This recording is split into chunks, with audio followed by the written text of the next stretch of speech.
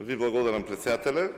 Предлогот на закон за дополнување на Законот за електронски комуникации има цел за дополнително согласување на нашето законодавство со законодавството на Европската Унија во областа на електронските комуникации.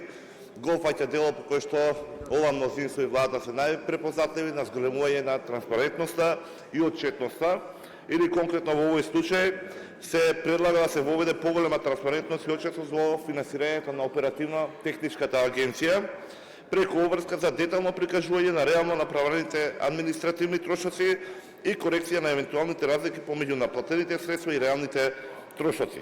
Со донесувањето на законот се исполнува уште еден чекор од реформската агенда 2024-2027 година и усогласување на националното законодавство со Европскиот законник за електронски комуникации.